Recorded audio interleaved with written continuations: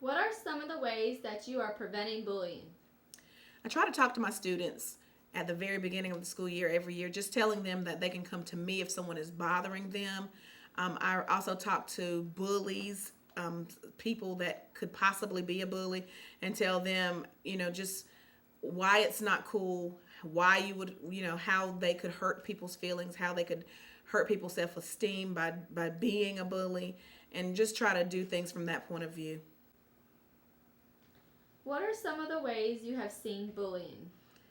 I've seen bullying in school in lots of different ways. Children pick on each other. They call each other different names. They may hit another student. They may send notes to a student. There are several different ways that students in school bully. So, do you deal with bullying on a daily basis? Yeah, I do actually. I work in the YMCA, and there's actually a child that gets made fun of every day because he's in speech. So, it's hard to deal with it in certain matters, but I do see it, and it's something that needs to be fixed. How can we reinvent the message into times for now? A good way is in elementary school and in high school, they have a whole week dedicated to, you know, prevention of bullying. And in elementary school, they also use art, and they have a phrase called stomp out bullying. And then in high school, they use more of the consequences to bullying, such as suicide and, depression. So just making them aware of the consequences using that whole week is a good way to relay the message. It's awesome. What is, let's see here. How popular is the topic of bullying as of now?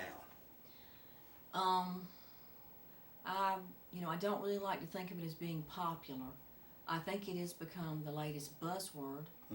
And many times it's misinterpreted. People want to label many things as bullying when it's actually not the true definition of bullying. Just because someone doesn't want to play with you today at recess is not truly bullying. Right. And I think that a true bullying is when it's repeated behavior, Mm-hmm. and it's not because it's not if someone won't play with you. It's if you personally feel violated or you personally feel threatened. Right. That's the key. So, and it's not just among children; it's among adults as well. True. Good. Well, what can we do to raise more awareness on the topic? I mean, October is Bully Awareness Month. Mm-hmm. But what can we do as a community, as leaders, to continue the awareness of bullying other than just the month of October? Right. I think that it's very important education. And not just educating our children, but educating adults. Correct. Many times adults have those tendencies to treat other adults or people they see in Walmart or they Right. see in the neighborhood with that type behavior. And we've got to realize that our children are like sponges. They're going to mimic the role models they have in their life. Correct.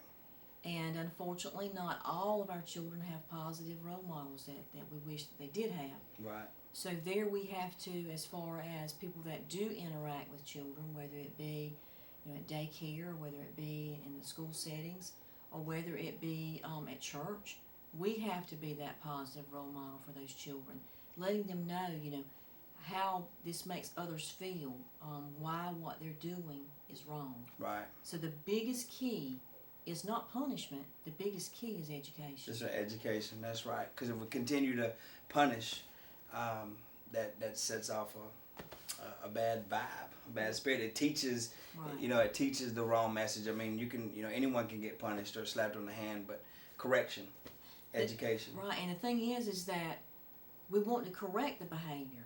Mm-hmm. And just by punishing, are we truly making that individual aware of why what you're doing Right, is raising wrong? awareness of why they're Yes. doing what they're doing. Exactly. Because if they don't ever understand why they got in trouble, that tends to lead to bitterness, resentment, unforgiveness. These things that could create another level Exactly. of mentality of bullying. Right, and So- many of these adults or young adults or young children have been victims of that type of behavior themselves. And so they're just dealing with the feelings they have by, exuding those feelings on someone else. Right, that's right. Well, thank you so much. You're so Thank you welcome. much.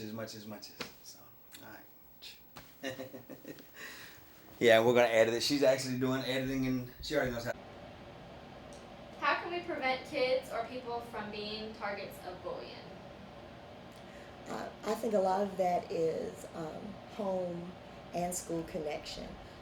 Home, making sure that we raise children who are confident in themselves, have good feelings about themselves. School, we often teach the kids to be resilient. No matter what comes their way, they have the confidence to carry themselves and be problem solvers. And also just being assertive in their feelings, in their decisions, in their actions. And then that way, maybe we would lessen the chance of them being bullied. What is the difference between conflict and bullying? Conflict, normally we talk about the powers being equal, and it's a difference of opinion, a disagreement. That's how we break it down. And sometimes it can be one time or a few times, and then we can solve it. Simple stuff. Where bullying is repeated behavior. Usually it's unequal in power. Someone's more powerful than the other. And the goal is to be hurtful, to cause harm. So those are the major differences.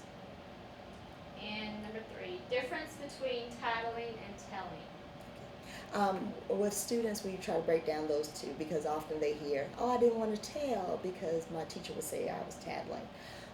But we tell them that tattling is when you're trying to get someone in trouble, when there's nothing important going on. You just want attention or someone's wanting attention. Where telling is someone's being hurt, I'm being hurt, or property is being damaged, and there's an emergency that needs immediate action. So we often ask them, is it something important? Are you reporting or are you tattling? And then we try to make sure that they have those skills to distinguish. As a parent, how do you feel about bullying?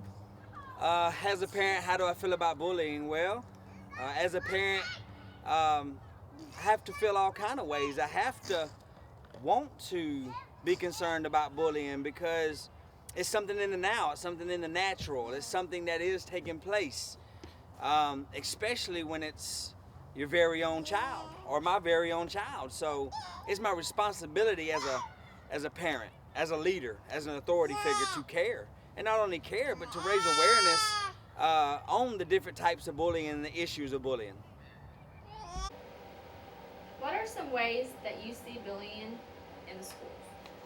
I see bullying from different children, how they may call children different names.